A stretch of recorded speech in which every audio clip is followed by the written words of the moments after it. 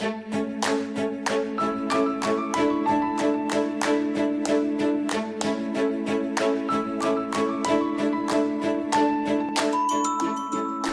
to the Liberating Joy in Learning podcast. I'm Robert Beckshan, and today we're continuing our discussion of learning blockades in this season or category of our podcast, entitled Liberating Healing in Our Learning.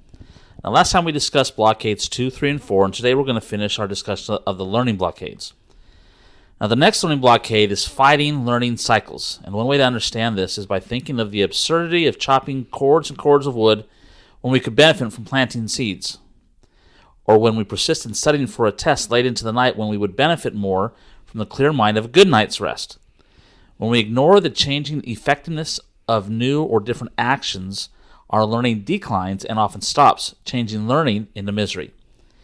When we fight learning cycles, we ignore the changing effectiveness of new or different actions, and our learning declines into misery. Simply put, when we fight learning cycles, we prevent learning and growth. To avoid this, we can ask ourselves, how could I approach a learning claim differently to make better progress? Or, what new action could bring joy back into your learning? So, the question we have to ask is, what learning seasons have you missed out on because you didn't look beyond the current one you were in? The first one that comes to mind is waiting, right? That's a miserable season, and we just think, okay, there's things we can learn in a season of waiting if we don't wallow in how miserable we are. So, there's a lot of things that bring misery into learning.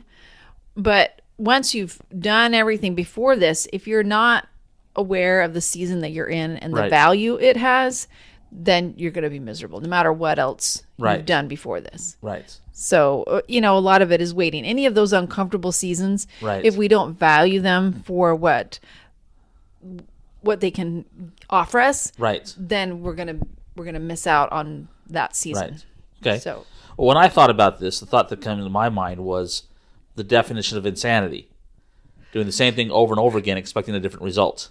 Right. And I think when I look at this, fighting the learning cycles, we sometimes get into habits where we think this is the way it's supposed to go, but I'm not learning anything. But this is what everybody says I'm supposed to do, and you keep doing the same things over and over and over again, expecting a different result. Mm-hmm. But you're still the same. You're still doing the same things. You're not going to get any different result, and so we kind of lull ourselves into this habit of doing something and not realizing that it's not giving us any, not benefiting us any. Right. So the next learning blockade is halting development. In Les Miserables, Marius finds himself in a place of halted development. Hugo explains, during all these torments, and for a long time now, he had stopped his work, and nothing is more dangerous than discontinued labor. It is habit lost. Halting development happens when turbulence in our inner or outer worlds overcomes our ability to work with resistance. When that happens, we slowly and often joltingly cease to thrive, develop, or even live. No matter the cause, when we can't find a way to work with resistance, our learning slowly or quickly declines. So what parts of your life feel disjointed and declining in their growth? Because you're not effectively acting, essentially. Right. I don't have any to... Again, when I was thinking about this, one of the things that the example that came to my mind is exercising. Okay. And how sometimes, and it's happened to me in the past, and the reason I thought of it is because I'm trying to exercise more, be more healthy, and get stronger. Right.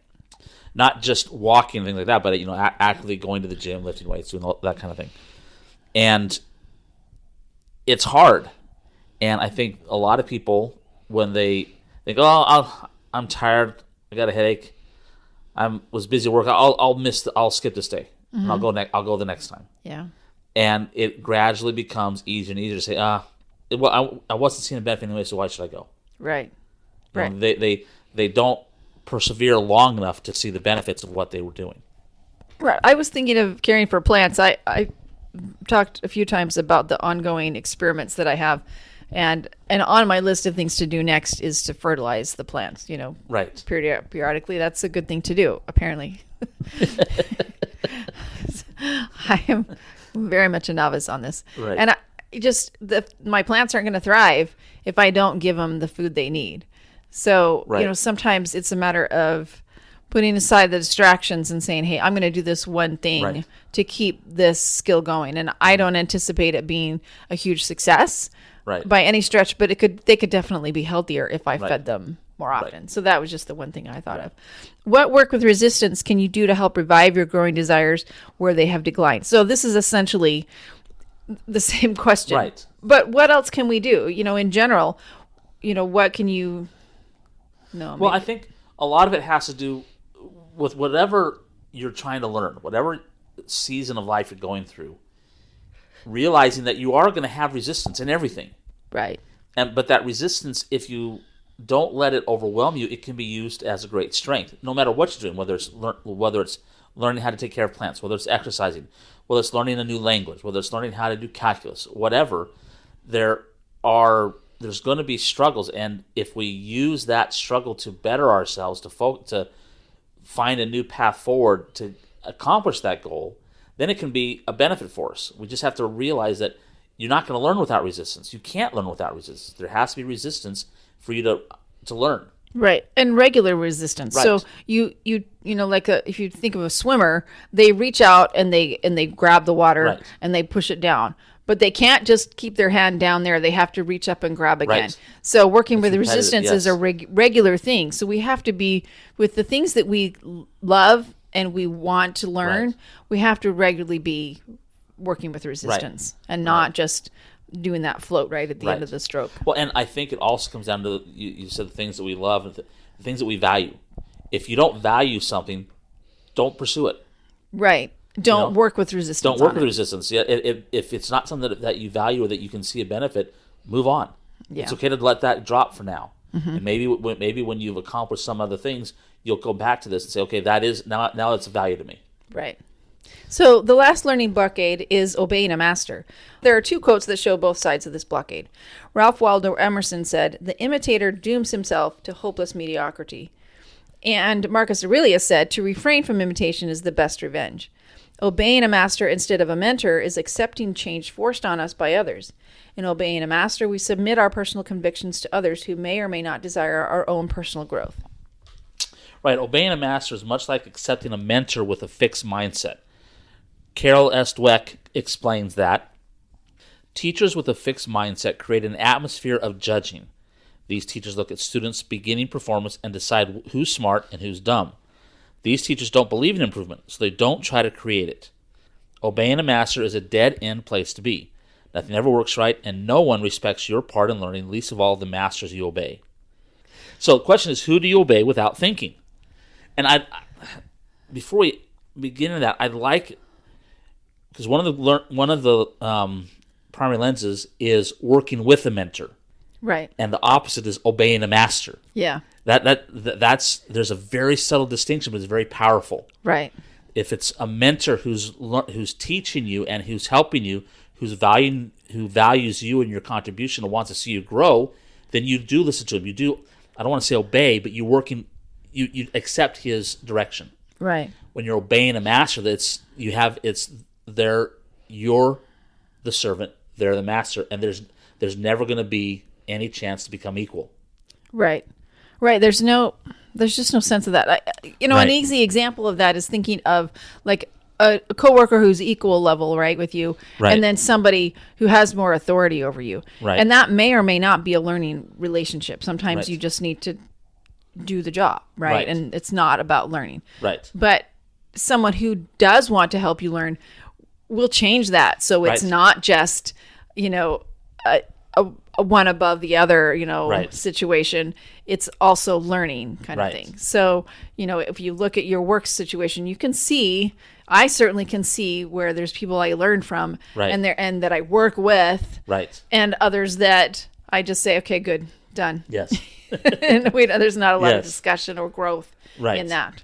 So, The next question is, who do you obey who may or may not believe in your ability to learn and grow? Now, these are questions that we want to ask. Right now, I can't think of anybody because I'm in pretty good relationships with those people that I want to learn from. I know I had a hard time. Yeah. There might be like social media situations Right. or politicians or, Right.